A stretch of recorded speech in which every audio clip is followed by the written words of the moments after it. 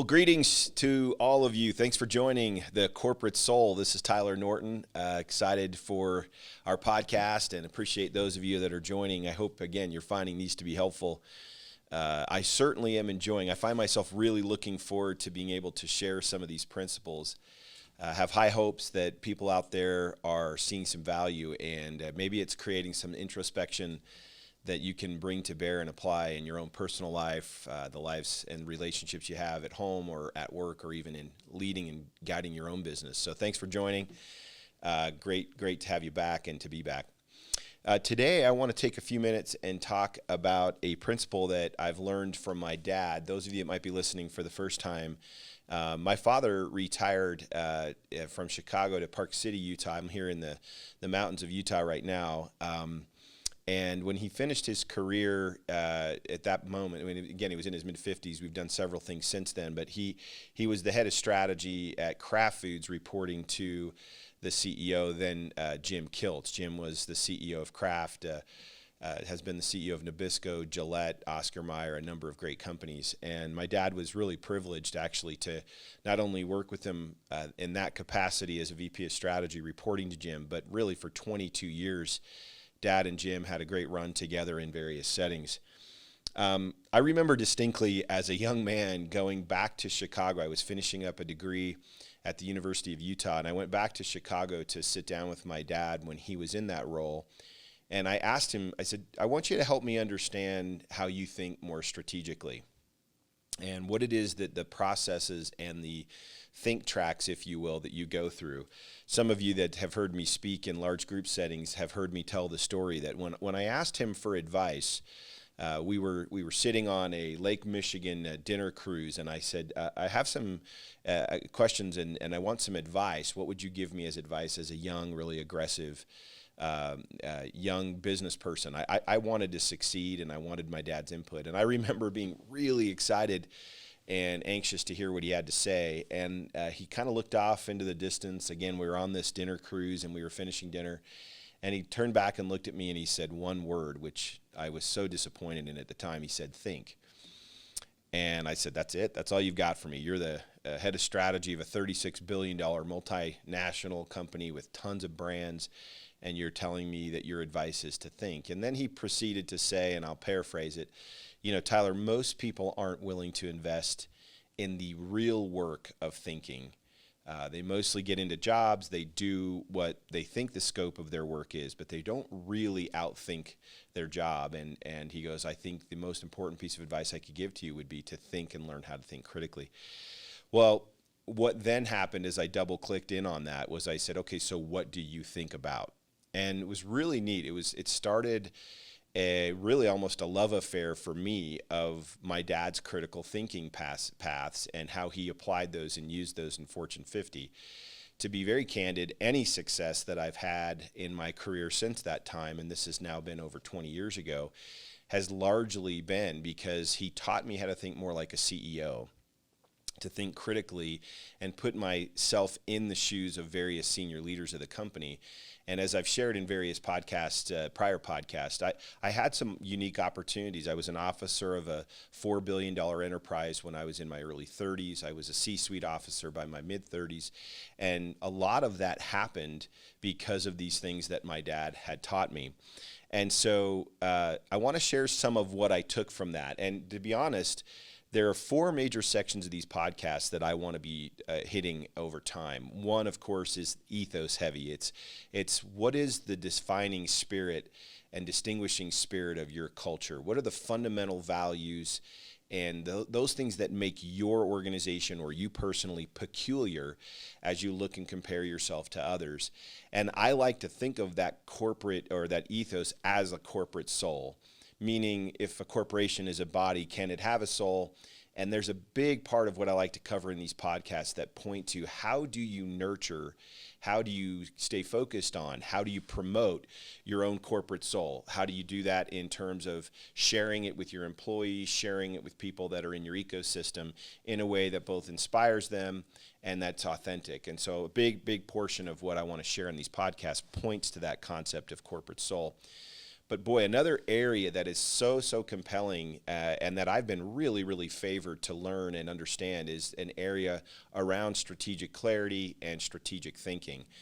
And so it'll be my privilege really to take some of the exercises and some of the things I've learned, the nuggets that I've taken from my dad over the years, and be able to share those with you in these podcast settings as exercises that might be additive and helpful for you and where you are in your business or in your own personal journey. So I should start by backing up and telling you that when I asked my dad at that dinner, so okay, great, you told me to think, now tell me what you think about. I'll never forget, he took out a napkin and he drew a circle, and he broke the circle almost like he was cutting a pizza into 4 sections, and then began to tell me a process, a method of how to think critically across these 4 different dimensions of that circle. And today I'm going to just be speaking about one slice of that pie, if you will, that really points to strategy formulation, but I think is a very healthy starting point, because it forces us to kind of zoom out and ask ourselves, so like, what is strategy? We use this term a lot. And I'll never forget that it took me a while early on with my dad to be able to distinguish and even articulate, where does strategy start and stop? When is something becoming more tactical versus strategic? And how well can you really point to and understand the differences between those things? Most people, I find, actually speak in what I would call tactical or operating terms more than they speak in strategic terms. And it is a rare critical thinking mind that can distinguish between the two. For me, it didn't come easy. My dad was trying to teach me certain principles, and I want to talk about that today on the podcast. So I'll be zooming in today more specifically on a concept around strategy and strategy formulation, and how it might help you to think critically as you start to think about what are my strategies in my own personal world. Real quickly, the other 2 areas that we'll be focusing on over time, in addition to corporate soul and ethos as a whole, and then strategy and execution. One is influence. I've spent a very significant percentage of my career, decades long now, in what I would call the sales environments. But I've really, over time, been somewhat disgusted with the language of sales. I think it has a real tone to it that points to getting you or getting someone to do something, in some cases even against their better judgment or will. That's not what I'm talking about. So we've positioned our discussions around what would otherwise be referred to as sales as influence. And I think when you stop saying words like we closed the sale and start saying words like we opened the mind, we educated and helped people, then we're having an influence on someone that, yes, might lead to an incidence of revenue for your company or for your business, but also leads to a meaningful acquisition of value or something of value to them. That's more of a discussion, in my opinion, about influence and understanding how do I engineer substantive, meaningful influence. So the first dimension being corporate soul and ethos, the second being strategy. The third dimension on these podcasts that you'll see from time to time will point to that concept of influence. And I'm super excited to share some of the things that I've learned over the years in that area. And then lastly, I've just had a lot of exposure and experience in the entrepreneurial world. I've worked with some of the top entrepreneurs in the country. I've taught hundreds and hundreds, probably into the thousands of entrepreneurs. I've been all around the globe teaching and speaking on strategy and innovation. And so some of the podcast concepts we'll be sharing and topics will be in the area of entrepreneurship as well. Today's section is really angled at the notion of strategy, and I want to talk a little bit about this. So if you can imagine me sitting with my dad on this cruise, and we're talking about, okay, what do you think about? And he draws this circle and he breaks it into 4 parts, and there's 12 steps that he was teaching me, and at the time it was kind of going over my head a bit, but these 12 steps were a critical thinking path. And the 8th step in the process was the formulation of strategy, which was interesting, right? So 7 of the 12 steps were really setting yourself up to get to strategic clarity. But I want to zoom in a little bit on the concept of strategy. Maybe to do that, I'll tell you a brief story. I had a good friend some 20 years ago that was a really good entrepreneur, and he happened to be a neighbor of mine.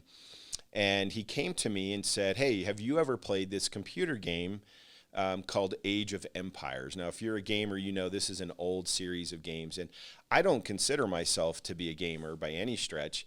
But he said, "You know what? This is one of the coolest games I've ever seen. And as an entrepreneur," he said, "you might be interested in playing this." And I got hooked on this game. It was a game where you were essentially a new civilization in this particular suite that I was playing in, and you had a group of people that were on a map, and you were kind of hovering over this group of people at a certain elevation, and you could explore this map, and you were all the way back to like Stone Age and Iron Age and Bronze Age, and you would then begin to organize these people around where they were, and they would start working, and you would direct the work to build a civilization.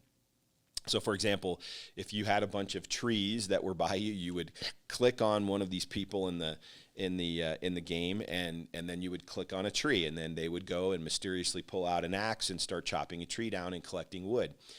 You might have another group that you sent foraging for berries, and over time, your wood was growing, and they would keep track of that in the scoring system. And then you would have a section that was on food, and your food score would grow. And as you can imagine, even though this was easily a rated PG game, you could create more people, and as a result of having enough food, you could have more people, and so you would continue to build a civilization. And as you might imagine, this didn't have a happy ending.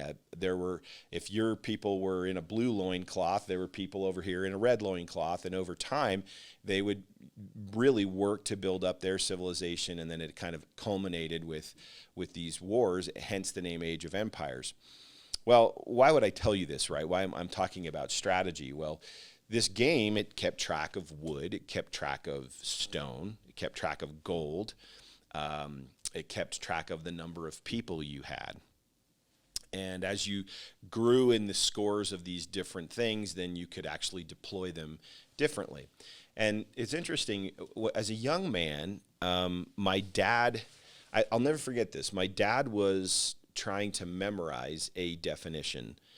And I remember him kind of mumbling it under his breath. The way my dad would memorize something is he would say it over and over and over again to kind of pound it into his head.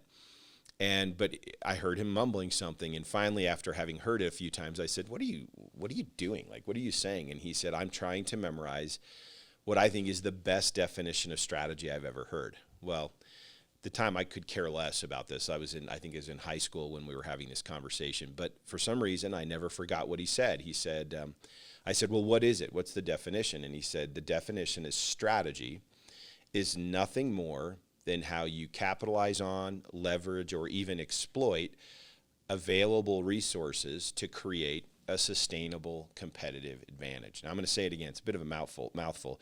He said, "The strategy is nothing more than how you leverage, capitalize, or even exploit available resources to create a sustainable competitive advantage." So we sat and talked a little bit about that, and I have to be honest, at the time I dismissed it, but for whatever reason, maybe some foreshadowing that I would be teaching this, and I've taught this all around the world, that stuck with me. And so here we were, fast forward, I'm graduating from the university, I'm excited to get into the business community, and my dad begins to tell me about this critical thinking path. And we get to the area of strategies, and he restates that definition, which I said, I remember you saying that definition to me many, many years ago. Well, why would I connect the dots with that and with this game, Age of Empires, if I go back to the computer game? Well, back in the day when you didn't download games from the net or the web, you would actually go to a Target or a Walmart or a Media Play or these older stores, and you would actually purchase the CDs for this game. And if you had gone to Walmart to buy this computer game at the time, you would have walked in and you would have seen a lot of broad categories of games. But this game, Age of Empires, was found and recognized as a strategy game. It was a strategy game. And in fact, that was the category, and it won awards for best strategy game for many, many years. It's a Microsoft suite of games. Well, here I am playing this game, and I got pretty into it, and I don't know why I was so drawn to it. To be honest, I don't play computer games today to speak of, but for this particular game really captured my attention.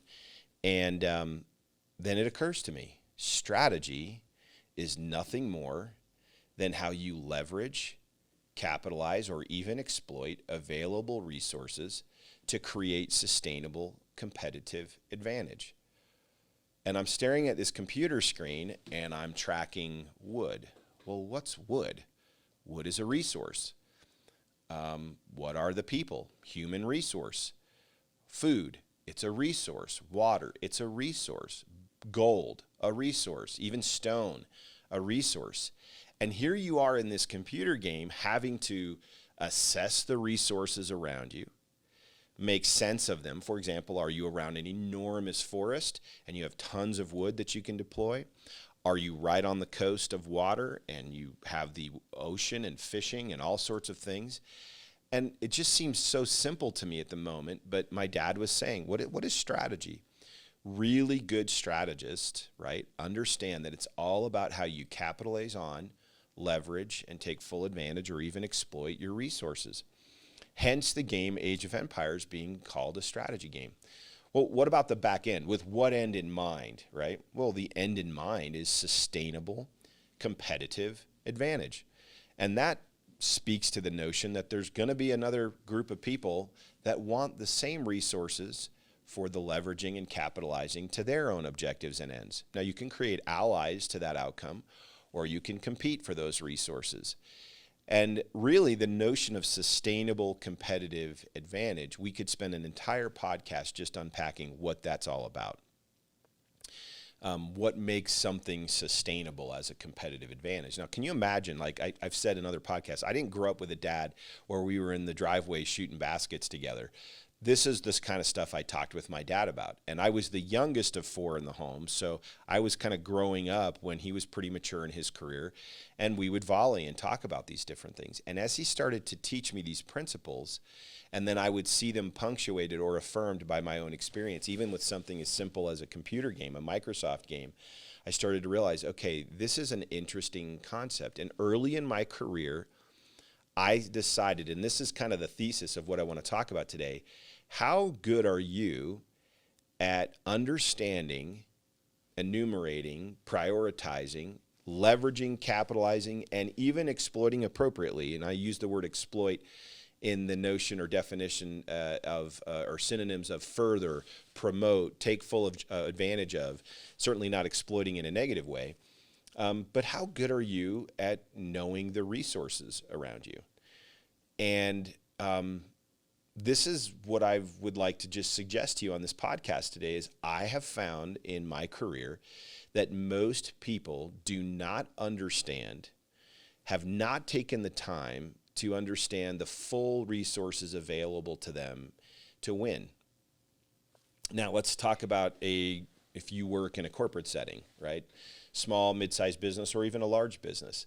There are resources there, and you can leverage those resources strategically to create a winning outcome. And that can be departmental.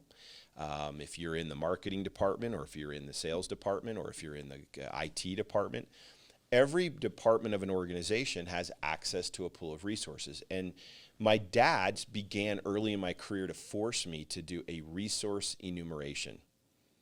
And he would say, step back and start listing every resource that you have that can be leveraged or capitalized strategically.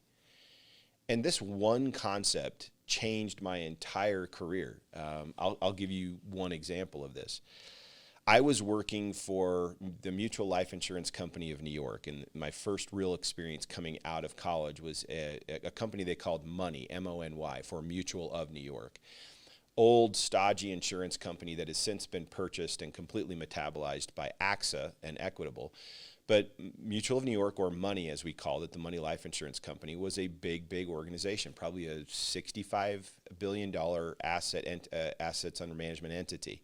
While I was working at Mutual of New York, I was made a general manager over Arizona and New Mexico. And this was really the early stages of what I would consider the real download of how to think strategically that my dad was giving to me. And it was during this time that he was saying, okay, I want you to make a resource enumeration list. I want you to list every resource that you have access to. Well, I started with the basics. I started with things that I knew I had around me. But he said, well, no, you've worked for a very large company. I want you to tell me different departments in the organization and different purposes they have. He says, if you really start to plumb the depths of where the resources are allocated, and by that certainly he meant money or people, technology, systems, tools. And so I started to do that. And it was a real fascinating exercise because I realized there were enormous pockets of resources that I didn't even know existed. And here's a quick example. So one of the steps in the 12 that I mentioned is to clarify strategic intent. And at the time I was running an agency on 24th and Camelback in what's called the Financial District of Phoenix at the Esplanade. It was an awesome office right behind the Ritz-Carlton in Phoenix. And I had written that I wanted to build the premier entry-level financial services organization in the greater Phoenix area, with particular emphasis on emerging community-based markets. And I had zoomed in on 3 community-based markets that I wanted to focus on. One was the Hispanic population. I speak Spanish fluently, and I wanted to work closely with that group of people in Phoenix. The Asian American community there, roughly 10% of the Phoenix Valley was Asian American, and I wanted to work with that group. And then the third group was I wanted to work with women business owners. And so I had made that declaration as part of my strategic process. That's one of the steps my dad had taught me to do, clarify your strategic intent. Well, then what am I going to do, or how am I going to accomplish that gets into strategy. Now, remember his definition. Strategy is nothing more than how you capitalize on, leverage, or even exploit to full advantage the available resources you have. So I started to call out to the departments back in Manhattan of my company. And I started researching, and I found that we had a whole diversity group focused on developing diverse employee and agent populations. There was a whole division of the company dedicated to working in the women-owned business space and to developing women financial advisors. And so as I started to work on this, I realized there are resources that I can take full advantage of. So in one instance, in the case of women-owned businesses, I gathered every possible communication tool in the Phoenix Valley that I could find that pointed and aimed at women. And it was a broad spectrum. Some of it was more lifestyle-based, all the way up to grassroots kind of commerce and opportunity development for women. And one of those communications was a tool called the Arizona Women's News. And at the time, there were 2 people, Terry Williams and Margot Dorfman, that were running the Arizona Women's News. So I invited them to come down to my office and wanted to better understand their strategy and what they were trying to accomplish.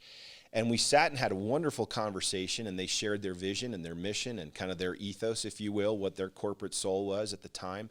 And it was deeply committed to developing the opportunities for women. And then I shared with them my strategic intent, which was to build the premier entry-level financial services organization in that area, with particular emphasis on the emerging community-based market of women-owned business. And they said, perfect alignment. Now, had I not gone and done this resource enumeration, I wouldn't have known that there were pockets of resources that I could take full advantage of in service of supporting women-owned businesses. And those were back in Manhattan. And I was able to connect the dots with those resources, and in this case, the Arizona Women's News and some of the advertising objectives they had, some of the events they started to host, and really built a strong relationship with Terry and Margot as we started working together in service of women-owned businesses. And if you can imagine this is, I'll have to bring a picture in and maybe even layer this into the podcast downstream. But they came to me and said, Tyler, we want to start the Arizona Women's Chamber of Commerce, and we want your help. And I said, I'm happy to help, but there has to be an Arizona Women's Chamber already. I mean, there was the Native American Chamber, there was the African American Chamber, there was the Hispanic Chamber of Commerce, there was every chamber possible. And they said, there is not an Arizona Women's Chamber of Commerce. And I said, well, then I'm invested. I want to do it with you. And sure enough, we used my office right there on 24th and Camelback, and we chartered it and we launched it. And it wasn't a few months later, I even got them office space in my agency, developing and working on initiatives to support the Women's Chamber in Arizona. And then I can't remember how many months later they came and said, Tyler, there's no U.S. Women's Chamber of Commerce. We want to launch the U.S. Women's Chamber. And we had done a deep dive looking into all of the different organizations in the country. And sure enough, there was the Women's Business Enterprise Council, WEBEC. There was the National Association of Women Business Owners, NABO. There were a lot of different organizations serving a similar constituency, but there was no U.S. Women's Chamber of Commerce. And this would have been early 2000s, which is kind of surprising. And they looked at me and said, we want to build out the U.S. Women's Chamber. And I said, I want to support you in doing that. And that was, gosh, that's almost been 20 years ago, 19 to 20 years ago. And I sat many years as an advisor to them on their advisory board, working probably upwards of 7 full years working with Margot and Terry, helping them to launch the U.S. Women's Chamber of Commerce. And you may say, well, what does that have to do with strategy? Go back to what my dad had tasked me doing. Go back to his definition of strategy, which is understanding the resources that you have available to you and around you that can be leveraged or capitalized on to create sustainable competitive advantage.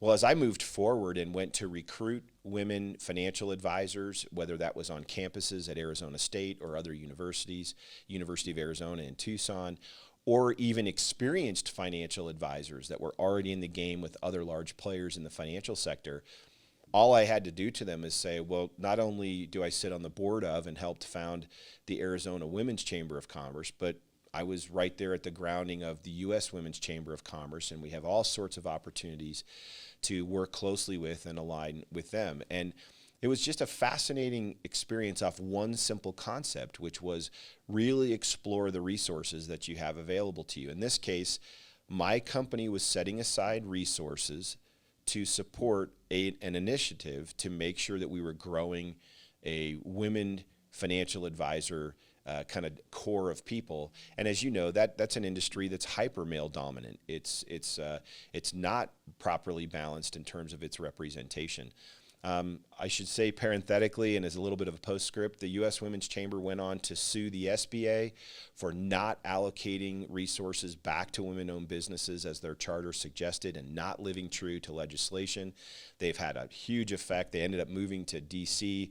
to lobby and fight for women-owned businesses in many different ways. In one way, for example, is procurement councils to help women get government contracts and grow their businesses that way. It's just been an interesting journey for them, and I was so fortunate to be aligned with that early on, and I'm a huge believer and proponent in women-owned businesses and success. And yet, if you said, would that have ever really happened if my dad hadn't said, remember, strategy is about resources. Remember my game, wood, stone, gold, people, these are resources. The smart ones, the strategic ones are the ones that step back, they audit the resources they have around them and get really clear on where they are. And they don't just see the obvious ones. They go deeper and look for resources they may not have considered. This could include competencies that you may have or that may be around you that can be taken full advantage of. And it's when you do these enumerations or audits of the various resources, you may find there are relationships, there are dollars in budgets, there are initiatives going on inside organizations. This could be a very small business. If you're a home-based business player, it could be the organizations you're aligned with that provide product or compensation. If you're an entrepreneur, it could be alliance relationships in an ecosystem or in an area where you work. Could be national associations and companies. One thing is for sure, if I had a chance to sit and just volley with you and really push on you to say, where are the resources that you can take better advantage of to create sustainable competitive advantage in your space, I've got a dollar bet to a dime that I can help you find areas that you're not exploiting. Again, I use the word exploit in a very positive sense. I'm not saying we ever are exploiting people or anything. No, we're exploiting resources, things that we can use to promote and take full advantage and ultimately create strategic differentiation that we can win by. That little experience, which was several years with the U.S. Women's Chamber of Commerce, was a real not only blessing in my life. I had a wonderful time. Anytime I had a chance to meet with them or get involved there, it was a wonderful experience. But what I learned also from it is, if I hadn't really looked for those resources inside my own company that could be brought to bear in support of that intention, that strategic intent to develop and promote women-owned businesses, I would have not had the resources or connection to create that advantage. And when I went out to recruit and when I went out to build my team, and I could say emphatically that we had deep, deep inroads into that women community, women-owned business community, and people could see that, I had an advantage that was sustainable over time. And not only that, it was just a wonderful, wonderful cause, and they've done so many great things. Margot and Terry are just amazing, and I look back on that time with fondness and frankly, gratitude and humility that I was in that space at the time. But I would have missed it. I think that's what I'm trying to signal to all of you, is I would have missed it. And I talk a lot in different settings about what I call dusty resources. There are resources around you that probably are dusty, that aren't being leveraged to their full extent. There's two ways to look at it. Sometimes a corporation can be applying a lot of resource attention to something that you may feel is not leverageable in your way of thinking. In any regard, I think you owe it to yourself to still plumb the depths of where are resources being spent in service of something that I can take full advantage of. And I will submit to you that if you can do that, you'll end up finding things that aren't being taken advantage of, these dusty resources I'm speaking about. And it will kind of give you a chance to rethink strategy. Now, by no stretch have I given you even a fraction, even 1/100th of what these process steps are that my dad shared with me years ago. We've coined a phrase, a strategic link is the name of the process that my dad created and refined. And I've taught that process all around the world to lots of different businesses. But central to that process is the formulation and clarification of strategy. And central to strategy formulation and clarification is resource identification. Can be money, certainly can be talent, can be competencies, can be technologies, can be process advantages, could be a location advantage depending on the type of business you're in. But when you start to really explore where are the resources, where are the competencies, where are any leverageable advantages that you can take and really further promote to your own intentions, that's when you're starting to think more strategically. And so I'm really excited about the concept of teaching this a little bit more. And I would challenge you coming off this podcast to say, okay, how good am I at doing this? And how good am I at understanding the resources around me and thinking about how those can be marshaled? Be careful. I'm not saying you're exploiting them negatively or abusing them. I'm just saying go out there and see what you can take full advantage of. It's been my experience, most people don't do that enough. And they don't, to my dad's advice, they don't think critically enough about where are these resources and how can I marshal them to my own strategic intentions that align with a bigger set of outcomes and purposes. So that's kind of what I wanted to cover today. And it speaks to the idea that strategy is nothing more than how you capitalize on and leverage available resources, which in that definition, it presumes that you are able to see and articulate the resources that you can take full advantage of. And I find a lot of people don't spend enough time on just that resource audit or enumeration. My dad would make me make a T-graph on a page and start listing every resource I had available to me. And then kind of say, go back, keep digging. There's got to be more. There's got to be more. And then I could look at that stack of resources and say, in service of my intentions and objectives, which of these resources are strategic? Which of these resources could I fully take advantage of? gosh, just that exercise alone, having taught this to a lot of different people, can be very, very instructive and enlightening to you about what's missing, what you may not be taking advantage of, and start to give you almost kind of little hints or clues to where you have some strategic opportunity. So guys, I hope that's helpful to you, this idea that strategy is all about resource leverage to create advantage in your environments. And there's a lot there. I hope you'll spend some time considering it. Take some time and pull out a piece of paper and list out every resource and advantage or competency that you can leverage to your own ends in an appropriate way. And I think you'll be surprised. You're going to see some real latent potential and strategy that you can pull out that'll further your objectives and intentions. So thanks for joining us today on the podcast, the Corporate Soul Podcasts. Again, hope this is helpful. Look forward to sharing more about strategy and execution and all the other dimensions of this as we move forward. See you guys. Have a great day.